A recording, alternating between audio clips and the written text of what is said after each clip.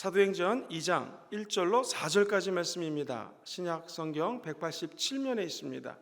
사도행전 2장 1절로 4절까지 말씀을 우리 스크린을 보시면서 다 같이 합독하시겠습니다. 오순절날이 이미 이름에 그들이 다 같이 한 곳에 모였더니 호련히 하늘로부터 급하고 강한 바람 같은 소리가 있어 그들이 앉은 온 집에 가득하며 마치 불의 혀처럼 갈라지는 것들이 그들에게 보여 각 사람 위에 하나씩 임하여 있더니 그들이 다 성령의 충만함을 받고 성령이 말하게 하심을 따라 다른 언어들로 말하기를 시작하니라. 아멘. 오늘 이 성경 말씀은 교회의 시작을 알려줍니다. 성령님이 인도하심 받는 교회는 어떤 교회일까요? 그것은 성령의 임재가 있는 교회입니다. 우리 한 사람 한 사람도 성령이 거하는 작은 성전이에요. 교회입니다. 우리가 하나님의 인도하심을 받는다라고 하는 것은 하나님의 임재를 통하여 그 하나님과 성령님과 한 걸음 한 걸음 살아가는 것입니다. 교회의 시작은 예수님께서 내가 내 교회를 세우리니 라고 마태복음 16장에 예언하십니다. 특별히 사도 베드로의 고백을 통하여 교회를 하나님께서 만들겠다고 약속을 하시죠. 여기서 우리는 주의심해야 될 것이 사도 베드로의 신앙 고백 위에 교회를 세운 것은 맞지만 이 사도 베드로는 사도들을 대표하는 사람입니다. 그래서 사도들의 신앙 고백 위에 교회는 세워진다는 것 기억하시기를 바랍니다. 자, 한번 절 보시겠습니까? 이 교회는 참 재밌는 것이요. 먼저 예수님이 우리에게 성령을 보내주십니다. 우리 안에 계신 분은 성령님이세요. 성령님은 어떤 일을 하시는가? 교회를 통하여 예수님의 일을 하십니다. 그러므로 교회는 일반적인 교회가 아니에요. 교회 안에는 성령님이 계시고 성령 하나님이 저와 여러분들을 통하여 누구의 일을 하여? 하나님의 아들 예수님의 일을 지금도 행하고 있다는 것입니다. 그렇다면 성령님은 우리 순복음 금종교회를 통하여 어떤 일을 하실까요? 첫 번째, 성령님은 저와 여러분들을 거룩하게 하시고 우리를 성전으로 삼아주십니다. 우리 고린도전서 3장 16절 말씀을 같이 한번 읽어봅니다. 시작. 너희는 너희가 하나님의 성전인 것과 하나님의 성령이 너희 안에 계시는 것을 알지 못하느냐. 성령님께서는 지금 우리 안에 계셔서 지금도 우리를 거룩하게 하신다는 거예요. 어떻게 거룩하게 하십니까? 예배를 통하여 은혜 받고 하나님의 음성을 듣습니다. 그리고 그 음성을 따라가게 되면 한 걸음 한 걸음 예수님을 닮아가는 거룩한 백성이 되게 될 줄 믿습니다. 여러분 안에는 성령님이 거하시는 한 분 한 분들이 성령이라는 것, 성전이라는 것 꼭 기억하시기를 주님의 이름으로 부탁드립니다. 두 번째, 우리 성령님은 어떤 일을 하시는가? 교회에서 예수 그리스도의 일을 지금도 계속하고 계십니다. 성령님이 죽은 영혼을 살리시고 계십니다. 2000년 전에 예수님이 수많은 아픈 사람들을 치료해 주셨던 것처럼 오늘 성령님은 우리 교회 가운데 임하셔서 아픈 자를 치유하시고 회복시켜 주시는 역사를 행하고 계십니다. 2000년 전에 예수님이 귀신을 내어 쫓아주셨던 것처럼 성령 하나님은 우리 안에 들어오셔서 악한 귀신을 각자에서 쫓아내 주십니다. 그리고 이 지역에 있는 악한 영들을 우리 성령 하나님의 능력으로 쫓아내 주시는 역사가 우리 교회를 통하여 나타나고 있습니다. 뿐만 아니라 우리 성령님은 교회를 지켜주세요. 항상 교회라고 하면 우리 순복음 금종교회도 교회요. 여기 계신 한 분 한 분들도 다 교회라는 생각을 하셔야 됩니다. 여러분을 지켜주시는 분이 누구라고요? 성령 하나님. 우리 교회를 지켜주시는 분이 누구라고요? 성령 하나님. 이 악한 자가 성도들을 만지지 못하도록 주님이 도와주신다는 거예요. 그것을 데살로니가 후서 3장 3절은 이렇게 이야기를 합니다. 시작. 주는 미쁘사 너희를 굳건하게 하시고 어디서 지켜주세요? 오늘도 우리 사랑하는 성도님들이 악한 자로부터 지킴받는 은혜가 임하기를 주의 이름으로 축원합니다. 특별히 우리 자녀들이 초등학교, 고등학교, 대학교, 중고등학교 또 직장에 나갔을 때 정말 기도 제목이 있습니다. 그것은 다만 악으로부터 지켜주시옵소서. 악한 사람으로부터 그 유혹으로부터 지켜달라고 기도해야 됩니다. 우리가 자녀들이 무슨 문제가 생기면은 한 걸음에 달려갈 수가 없지 않습니까?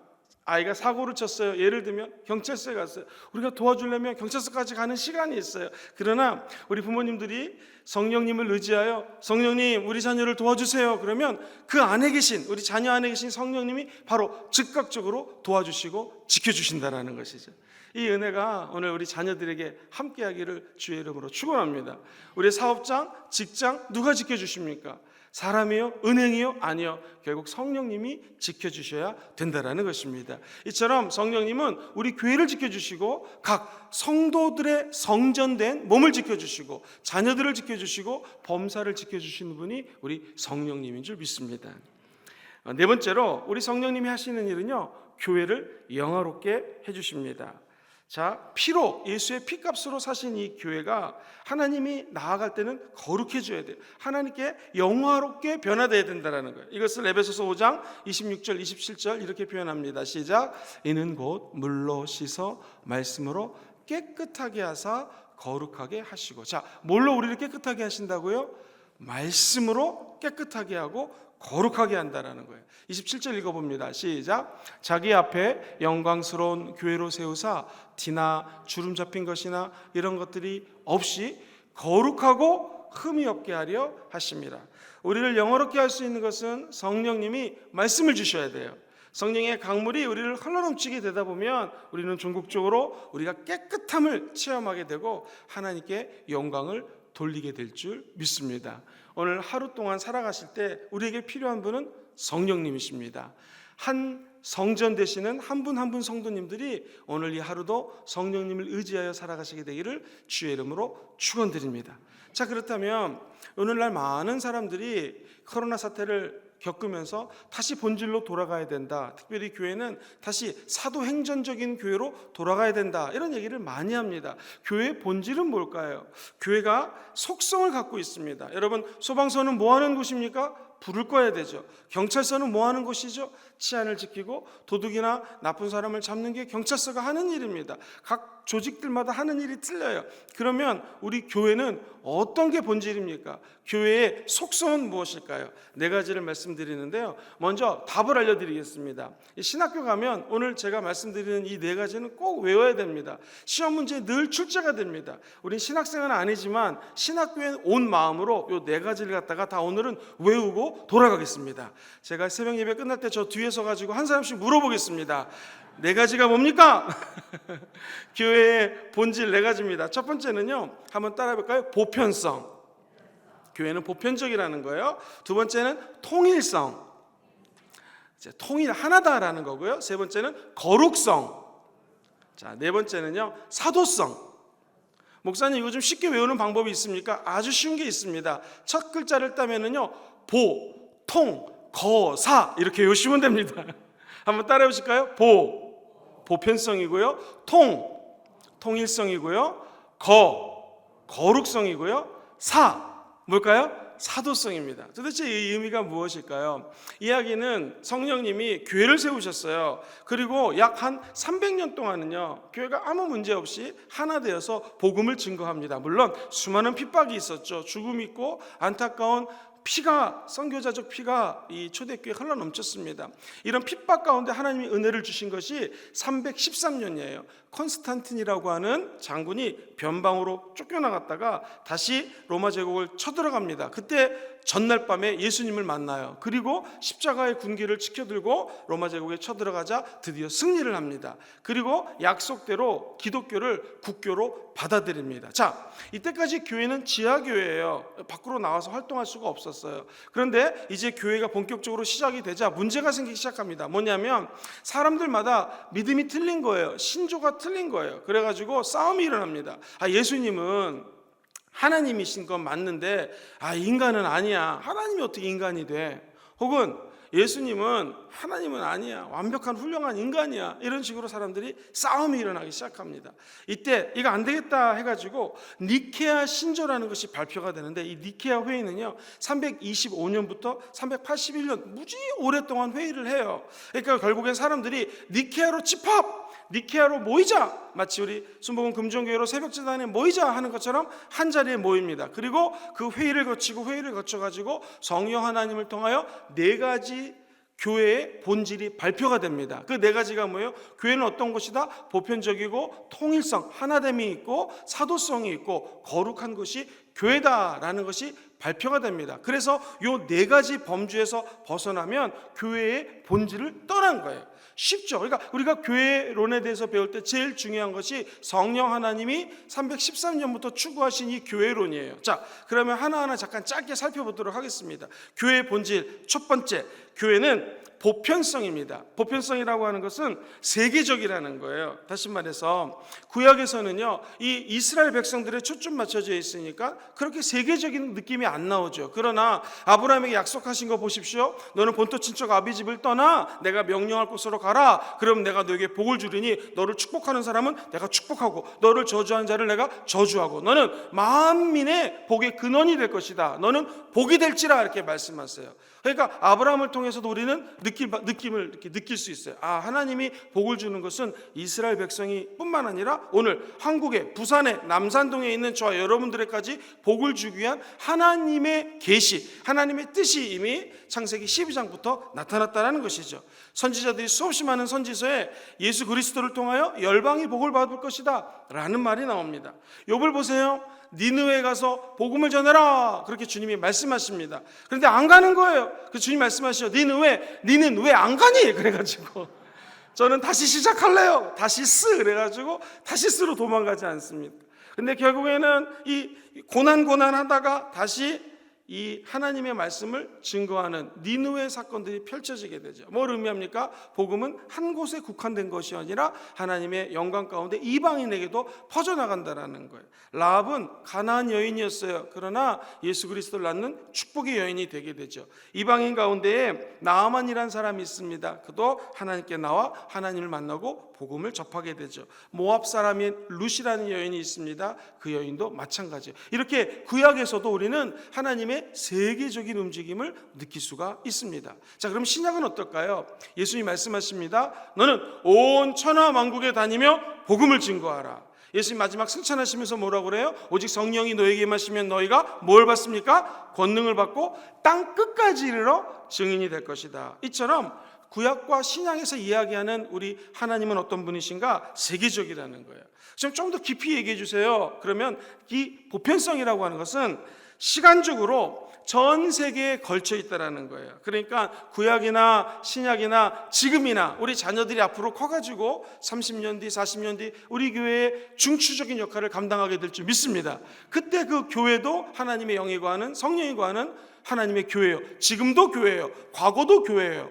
대단하지 않습니까? 이것을 우리는 교회의 보편성이라고 하는 거예요. 교회는 시간을 떠나서 예수 그리스도의 뿌리를 두고 성령 하나님이 역사하시는 것이 교회다. 시간을 초월하는 존재가 교회라는 것입니다.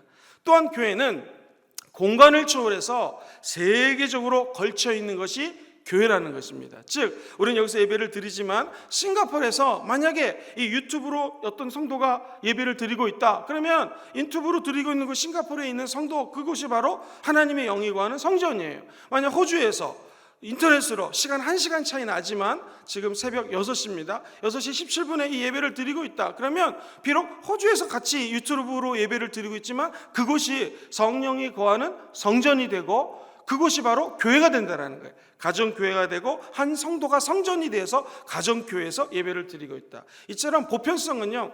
이곳에 있는 교회, 우리 교회지만 호주에 있는 교회, 싱가포르에 있는 교회, 모든 전 세계에 있는 교회들이 하나 된 교회라는 것이죠. 이것을 우리는 보편적인 교회라고 표현을 합니다. 자, 그러면 이것뿐이겠습니까? 보편성은요. 모든 민족이 다 포함됩니다.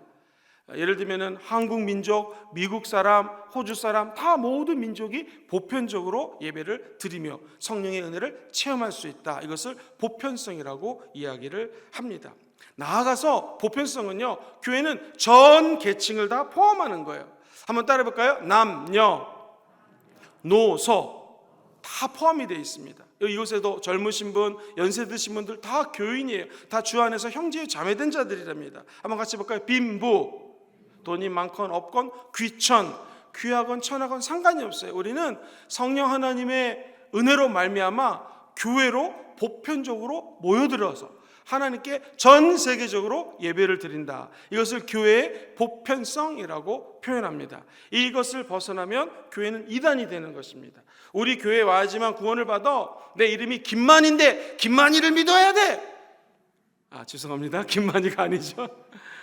여러분, 이렇게 보편적이지 않고 지역적이고 축소시켜지는 축소지향적인 것은 교회라고 이야기를 하지 않습니다. 이단이라고 표현을 합니다. 그러니까 이 교회가 본질을 알 때 이단을 구별할 수 있는 능력이 생긴다는 것이죠. 두 번째, 보편성 다음에 뭐였죠? 보통이죠. 통은 뭡니까? 통일성. 통일성이라는 것은 교회는 하나라는 거예요. 연합이라는 거예요. 교회는 일치가 된다라는 거예요.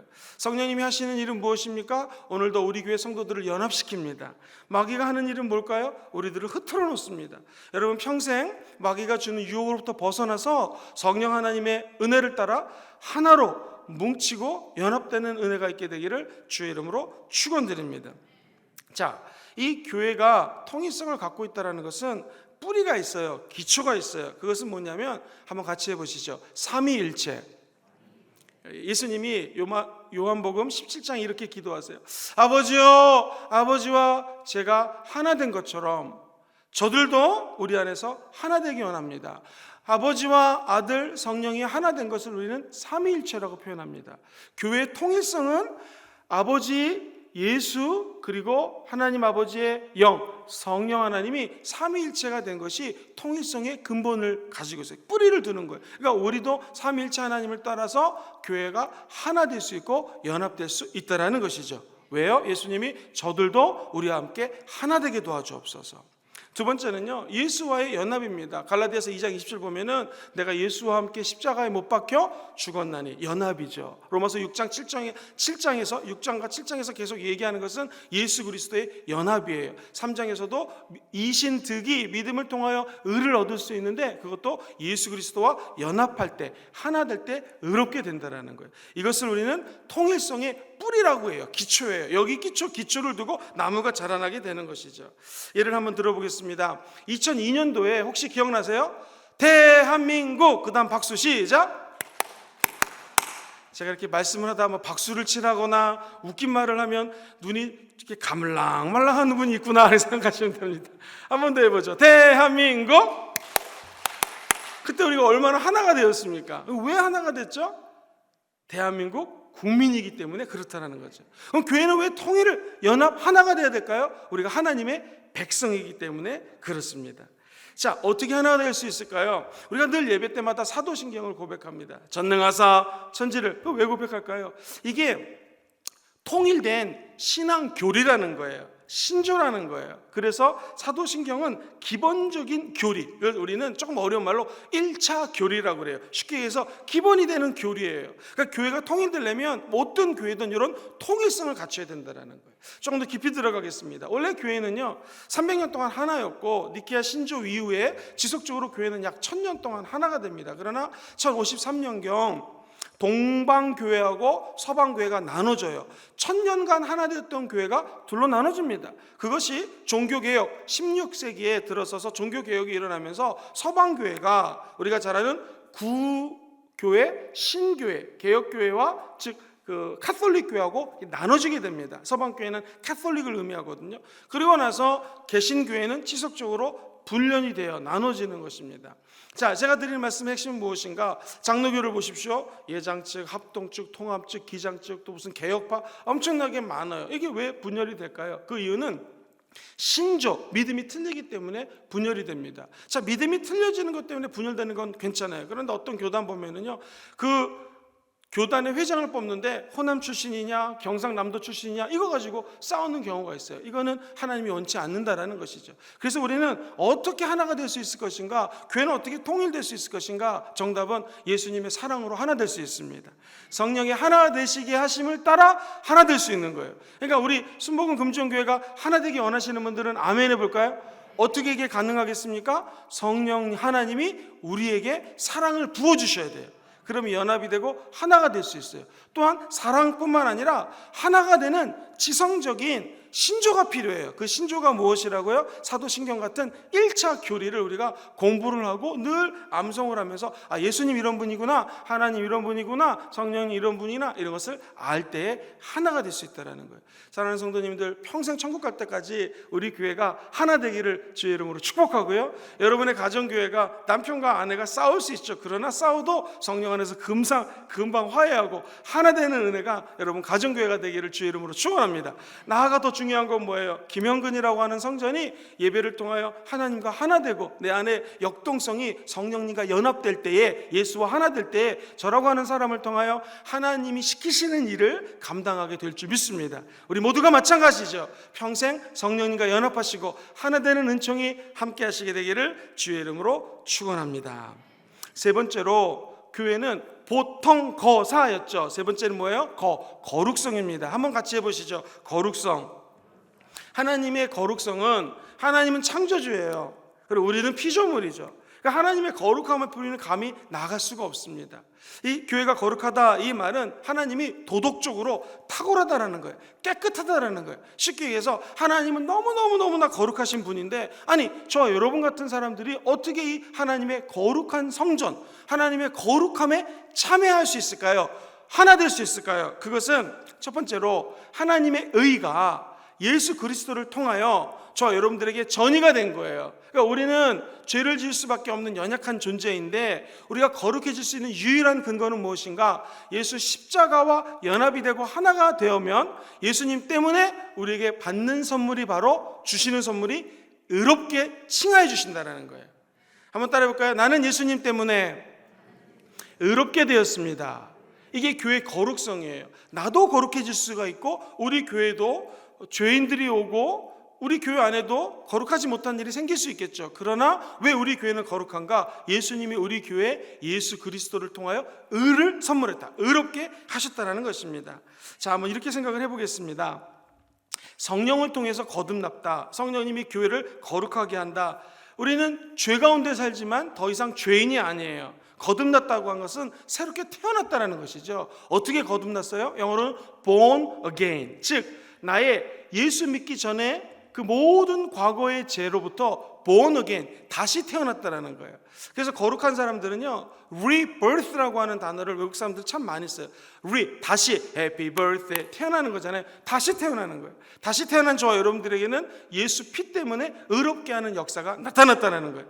행여 오늘 하루를 살아가실 때 내 마음속에 누구를 미워하는 마음이 생겼어요. 그럴 수 있겠죠. 그럼 왜 우리는 어떻게 이 위기를 벗어날 수 있을까요? 한번 따라해 볼까요? 예수님을 부르셔야 돼요. 주의 이름을 부르셔야 돼요. 그러면 우리 마음속에 있는 그 죄의 미움이 떠나가고 예수님 때문에 다시 의롭게 되는 거예요. 그러면 누가 뭐라고 하든 말든 주여 예수님 늘 부르시고 예수 보혈을 의지하는 여러분 되기를 주의 이름으로 축원드립니다. 그러면서 우리는 교회 안에 오실 때마다 이런 생각을 하셔야 됩니다.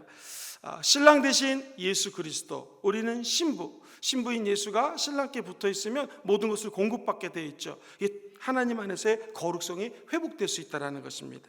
나아가 우리는 끝까지 천국 갈 때까지 성화, 거룩하게 되기 위한 무진장 애를 써야 돼요. 어떻게 거룩하게 될 수 있을까요? 저와 여러분들이 이렇게 예배를 드릴 때 하나님은 비록 죄가 있지만 우리를 거룩하게 여기십니다. 왜 그럴까요? 예수의 피로 덮이기 때문에 그래요. 또 다른 일은 성령의 기름을 부어주시기 때문에 그래요. 더 큰 이유는 거룩한 하나님의 말씀이 우리 가운데 임하기 때문에 그래요. 그래서 말씀과 기도로 거룩하여 지느니라. 시작! 말씀과 기도로 거룩해져. 예수 그리스도의 거룩에 동참하려면 말씀과 기도에, 바로 예배라는 것이죠. 그래서 우리가 이 성령 하나님을 의지하여 기도하면 거룩한 모습으로 다시 태어날 수 있다는 것입니다. 이 거룩한 하나님의 교회를 향한 속성, 즉 본질이 예배를 드리실 때마다 성령님 때문에 회복되시기를 주의 이름으로 축원합니다. 제가 많이 이렇게 가르쳐보고 강의를 해봤지만 오늘 이렇게 새벽 예배처럼 열심히 듣는 성도님들은 처음입니다. 할렐루야. 한 명도 졸지 않고 열심히 듣고 계세요. 사실 이게 좀 재미없는 건데, 자, 4가지 뿌리가 있어요. 보, 통, 거. 네 번째 뭐였습니까? 사는 뭡니까? 사도성이죠. 그 교회의 본질, 교회가 원래 추구하는 사도성은 무엇인가? 이 사도성은요, 예수님이 12명의 사도를 두죠. 그 12명이 플러스 사도 바울까지 이 예수의 부활을 목격한 사람 플러스 사도로 부른 사람이 있어요. 이분들을 사도라고 그래요. 한번 따라 볼까요? 예수님 부활을 목격한 사람. 시작. 예수님의 부활을 그 부활을 본 사람, 그리고 예수님이 부른 사람들이 있어요. 그분들을 우리는 사도라고 칭합니다. 자, 그렇다면 이 사도들은요, 초대교회에 교회의 반석, 뿌리를 놓은 사람이에요. 기초를 다진 사람이에요. 집을 지을 때에 우리 교회도 건설업에 종사하시는 우리 성도님들이 계시는데, 집 지을 때 제일 중요한 게 뭡니까? 기초공사죠. 그것처럼 교회는 기초공사가 중요해요. 그 기초공사를 하신 분들이 사도라는 거예요. 그래서 사도신경, 무슨 뜻입니까? 사도들이 복음을 증거하고 예수를 목격했던 것들을 모아놨을 때 그 사도들의 믿음을 통하여 문자화하는 것이 사도신경이에요. 그러니까 교회론을 배울 때 사도신경이 자꾸 연결되는 이유가 그 믿음의 기초가 바로 사도신경에 있고, 사도신경의 핵심은 사도들을 통하여 우리에게 계승된 말씀이라는 거예요. 자, 이 성경 말씀을 보겠습니다. 신약 성경이 몇 권일까요? 27권. 어떻게 외우죠? 39, 27. 구약은 39권, 신약은 27권. 자, 27권 중에서 21권을 누가 적었을까요? 그렇죠. 눈치 빠른 사람들은 얘기를 잘 하시네요. 사도. 지금 사도성 얘기하고 있으니까 21권을 사도가 적었어요. 그러면 나머지 6권은 누가 적었는가? 자, 먼저 베드로의 함께 사역을 했던 마가가 마가복음을 짓습니다. 그리고 우리가 잘 아는 누가가 2가지 성경을 져요. 누가복음과 사도행전. 그리고 예수님의 친 형제였던 야고보가 또 하나를 짓고요. 그리고 유다, 예수님의 친동생인 유다가 또 하나를 짓습니다. 그리고 마지막은 저자는 확실치 않지만 사도들의 영향을 받은 베드로, 이 히브리서가 바로 그 6번째 책입니다. 그러니까 결국에는 사도들이 지은 책 말고 나머지 6권도 다 누구의 영향을 받았다? 정답? 사도죠. 그렇기 때문에 신약 성경 자체가 모든 사도로부터 영향을 받아서 지어진 작품이라는 거예요. 그래서 이 범주에 벗어나게 되면 우리는 이것을 이단이라고 그러는 거죠. 내가 예수다, 이단이죠. 내가 사도다, 함부로 그것도 이단이 될 수 있다라는 것입니다. 그러므로 우리는 이 사도성에 대해서 다시 한번 마음을 새겨야 됩니다. 복음은 2000년 전에 사도들이 뿌리를 세워놨던 그 뿌리를 통하여 하나님의 은혜로 자라나고 있다. 물론 오늘날 피터 와거너 박사 같은 경우에는 이 사도적 교회가 회복된다라고 해서 사도성이 회복되는 것을 이야기하기도 합니다. 맞는 말일 수도 있지만 기독교에 흐르는 전통적인 교리는 사도들의 믿음의 반석과 고백을 통하여 교회가 세워졌다라는 것이죠. 자, 그렇다면 저와 여러분들이 이 4가지를 통해서 알아야 될 것은 무엇일까요? 자, 보통거사, 보통성, 그리고 무엇보다도 중요한 보편성, 통일성, 거룩성, 사도성, 이걸 통해서 우리는 4가지 기둥을 세워놓고 이 기둥에다가 각자의 신앙의 집을 지어나가는 것입니다. 그렇다면 저와 여러분들도 한번 따라할까요? 나는 보편적이다, 세계적이라는 것이죠.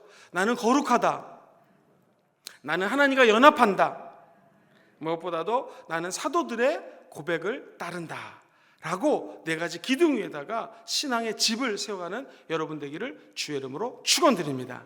말씀을 같이 한번 정리해보죠. 성령님은 오늘도 이곳에 오셔서 하시는 일이 있습니다. 저와 여러분을 통하여 예수님의 일을 지속해 주십니다. 성령님은 우리 교회를 지켜주시고 여러분의 가정교회와 자녀들을 지켜주십니다. 성령님은 저와 여러분들을 영화롭게 하십니다. 무엇보다도 성령을 통한 교회의 본질 4가지가 있어요. 같이 한번 크게 외워볼까요? 보통거사. 보는 뭐예요? 보편성. 거는 뭐예요? 통은 뭐예요? 통일성. 거는 뭐예요? 거룩성. 맨 끝에 사는 뭐예요? 사도성. 이 4가지 기둥을 가지고 여러분 오늘 기도하실 때 하나님의 큰 은혜가 임하게 될 줄 믿습니다.